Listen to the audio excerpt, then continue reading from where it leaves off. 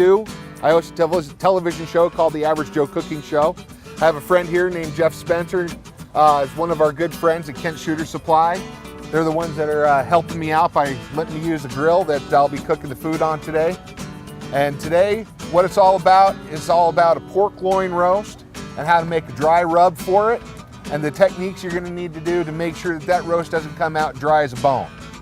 So, without further ado, I'd like to introduce Jeff Spencer. He's gonna explain a little bit about the grill that we've got using, or sorry, the grill that we're using today. This is a Daniel Boone model from Green Mountain Pellet Grills. Stu, it's great to be here. We're excited to be involved with the cooking show and to introduce pellet grills to the show and to the Ogden area. You know, we pioneered pellet grills through our store back in the early 90s. We introduced this new cooking method to Ogden, and it's just gone crazy. We're pretty excited because the way these things cook and the quality of food comes off. I can vouch for the quality of food that comes off these things. I've been using this thing for a solid couple months now, and honestly, I haven't really touched my oven. Well, Neil, that's the way it works at our house. We do not touch the oven as soon as springtime comes, and we actually use the grill year-round. We don't just use it, you know, Labor Day to Memorial Day, or Memorial Day to Labor Day. We use it year-round, and we're cooking all year on it. But our oven does not get used in the wintertime, or in the summertime, excuse me. Right.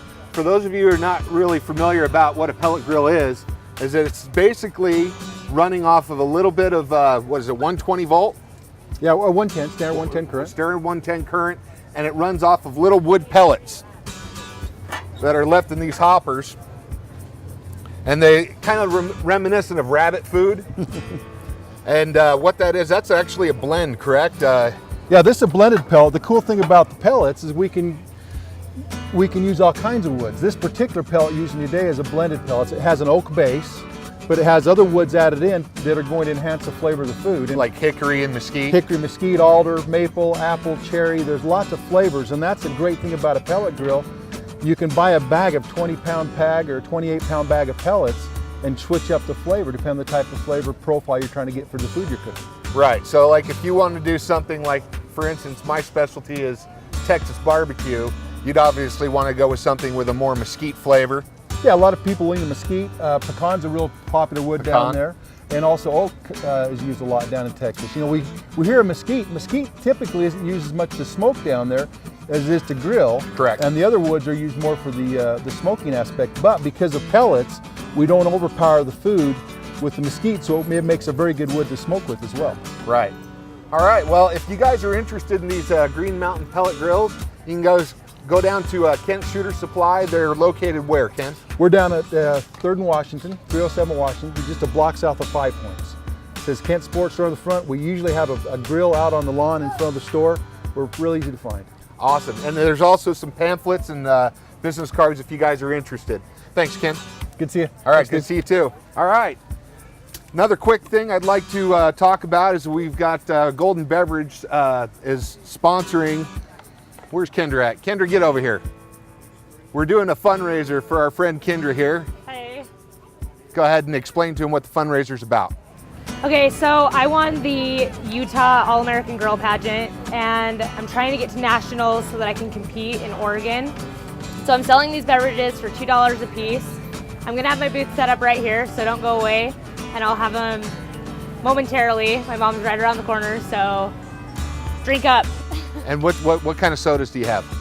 I have this blue one here. It's blue cream soda, and then I have root beer. I will vouch for the root beer. The root beer is really good. All right, thanks, Kendra. I appreciate it. Thanks, guys. All right, so let's get busy. Very, very simple. What we're gonna start doing is we're going to start making a dry rub.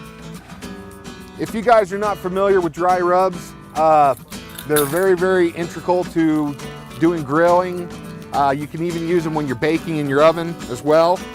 And that's the beauty about a pork loin roast. You can do it on the grill, you can do it in the oven. And if you use the right technique to do it, you'll never have a dry roast. So, all you're gonna need is a few little household ingredients. A nice pork loin roast, boneless. And the other important thing that I wanna talk to you about is brining your pork for at least a night, overnight in the refrigerator. Now last week we talked a little bit about brining, and I gave out a little bit of erroneous information because my mind was going several different places at once. And I told you guys that it was a ratio of 1 gallon of water to 2 cups of salt. I was wrong and I apologize. It is actually a 1-to-1 ratio, 1 gallon of water, 1 cup of salt. It can be kosher, it can be table salt, whatever you prefer. Sea salt. Sea salt has a little bit less sodium, so if you're sodium conscious, go ahead and use the sea salt. The reason you want to brine is because when you do that, it's going to help break down that meat, it's going to impart juiciness to your meat, and it'll also reduce the amount of sodium you have to add to your roast to make it taste good. So, what we're going to do here is we're going to make a quick rub, and this is going to be a sweet and spicy rub, and we're going to start out with a ratio. Now this is very, very important to doing rubs, and the ratio is 8, 3, 1, and 1. So it doesn't matter if you're using a tablespoon, a cup, half cup, whatever. Just remember that ratio. 8, 3, 1, and 1. So we're going to start out with 8 tablespoons of brown sugar. I'm using dark brown sugar. 2, 3, 4, 5, 6, 7, and 8. So the 8 is our sweet. Now we're going to go with our bitter, which I'm going to use some kosher salt. If I can open this. There we go. 3 tablespoons. 1, 2, 3. I think we got a mic now. Hello? No? Oh, not yet. Okay. So, now we go with our 1. Now this is going to be your spicy part. Now I'm just using chili powder. So 1 tablespoon of chili powder.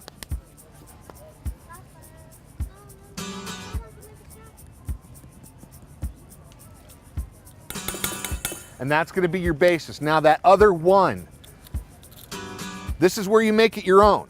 Depending on your flavor, your palate, your family's flavor, your family's palate, you can use a variety of different, oh wow. Okay, so you can use a variety of different spices as long as it equals 1 tablespoon. So what I'm going to do is I'm just going to add a very small amount of cayenne pepper or ground red pepper. Sometimes they don't list it as cayenne pepper on the spice aisles. I'm going to use a little bit of paprika. Some garlic powder.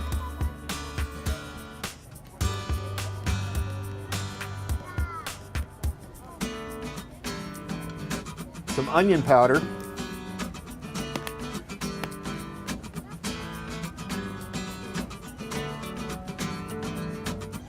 Now this is a rub I came up with a couple years ago, and I use it pretty much on anything. It's great for pork, obviously, but it's also great on chicken and beef. So we've got a little bit of coarse black pepper.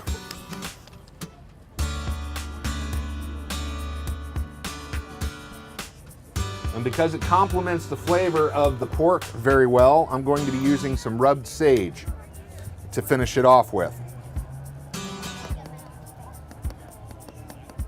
Okay, come on, get out there. There we go. There we go. Now we add that in. Now you can use a spoon to mix this up, but we have these wonderful, wonderful things called hands, and they are the best mixers ever created. So we're going to use our hands to mix this up, just till everything's nice and incorporated.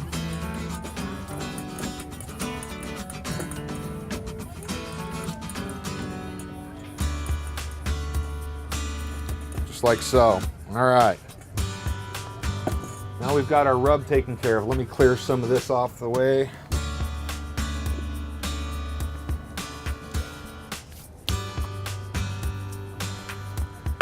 And you get yourself a little pan so you can work the roast.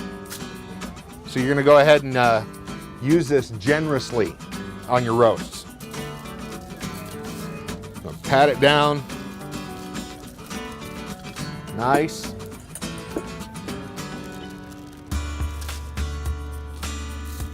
You want to make sure you get it on all sides.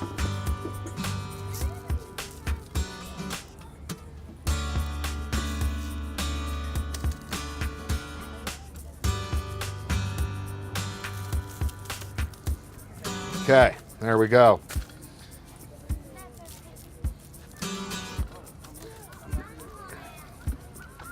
We'll set that off to the side.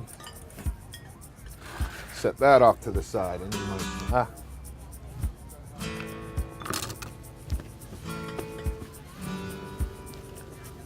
All right, now, the other important thing to cooking a roast and helping it so it does not dry out in your oven or on your grill is the importance of searing it. Now basically what you're doing when you're searing the meat is you're basically sealing in all that juice so it doesn't go anywhere. So what we're gonna do is we're gonna crank this sucker up, make sure it's good to go.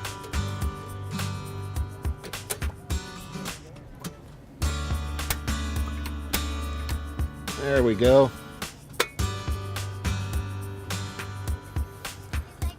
About a tablespoon and a half of just some cooking oil in the bottom of the pan. High heat. Let that get really, really hot before you put the roast on the pan. Now, while we're waiting for that to come up to heat, I'm going to go ahead and explain another thing about cooking roast.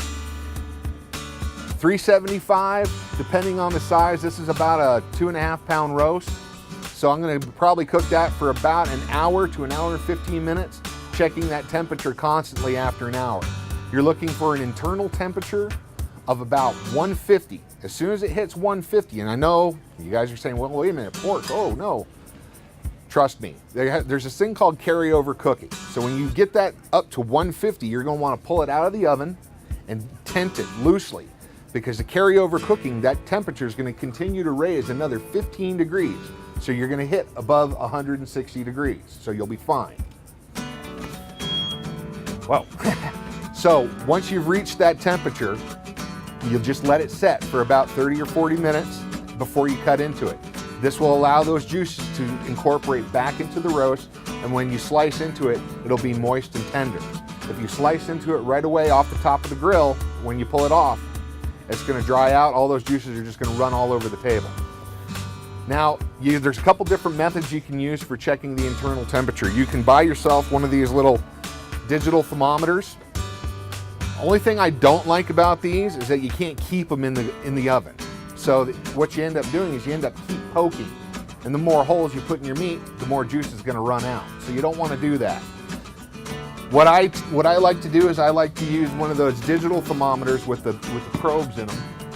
You can pick them up at the grocery store. Luckily, my Green Mountain grill here comes with a probe built into it. So all I have to do is just plug this into the grill and it'll let me know what the internal temperature of my meat is. So I don't have to keep opening up the lid or checking it. I can look right here on my digital readout, or where did it go? There it is. They also come with a remote control, so you can check them from inside your house or outside while you're picnicking without having to go and open up the grills. The other thing you can do with the remote control is if you need to up the temperature or bring it down, you're welcome to do that as well. So, now that that's nice and hot, we're gonna go ahead and sear it. So I need my tongs.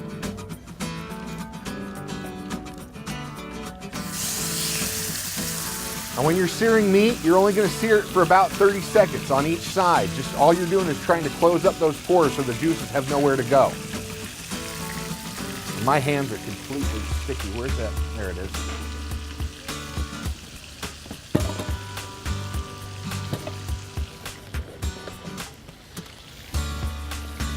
There we go. All right. So let that get seared up for about a couple more seconds. Then we're just going to keep rolling it over.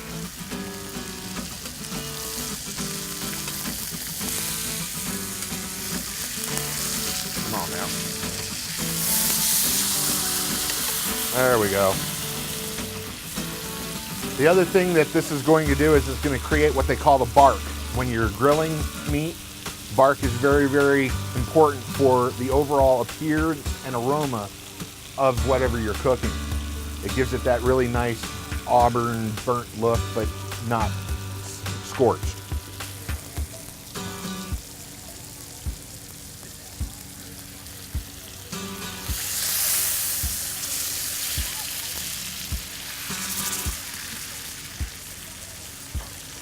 Now once this is done searing, we're gonna go transfer it right to the grill. And I know you guys don't want to stick around for another hour or so, and we've got other people in line to perform. So what I have done is I went and did up a couple roasts last night. They're on the grill right now, heating up. But I've just got it set to 300 so I can reheat it. And I'll be giving you guys out a little bit of a sample so you guys can see what this recipe will do for you. Also, I'd like to take the time real quick to let you know that the Facebook page, I'll be putting the recipe for this up later this afternoon. So if you go to the Average Joe Cooking Show's Facebook page, you can find this recipe.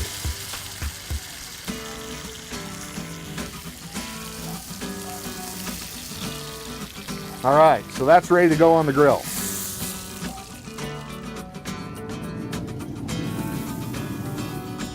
Now that, like I said, will cook at 375 for about an hour to an hour and 15 minutes, checking the internal temperature. Now be careful that you don't let it cook too long. I'll turn this off. There we go. And let's see, what else did I want to tell you about the importance of, oh yeah, we talked about resting the meat. So when it comes off the grill, let it set for about 20 to 30 minutes. Trust me, it'll still stay nice and warm as long as you keep the meat tented loosely with a little bit of tin foil.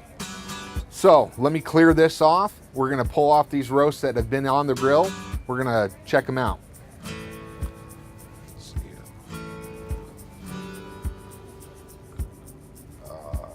Let's move that over here.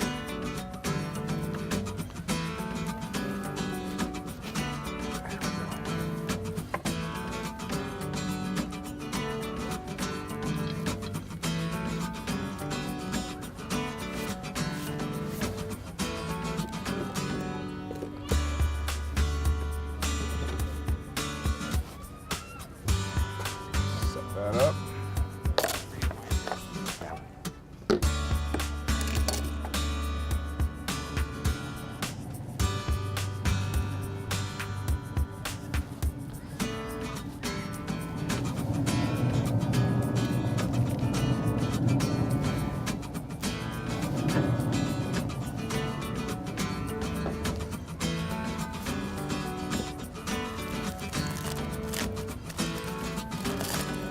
I wrapped these up last night. Oh yeah, that looks good. Let's see what side. Make sure it's at least somewhat warm. They're fully cooked.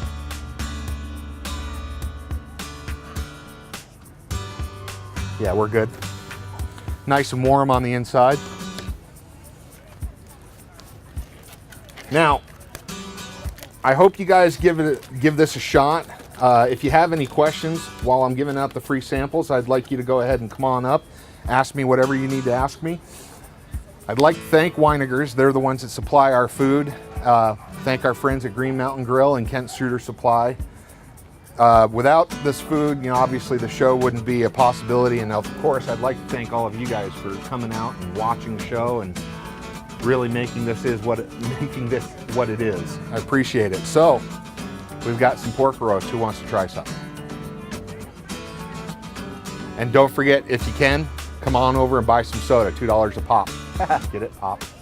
Anyway, all right, thank you for coming out, and come on up and let's try some food, will you?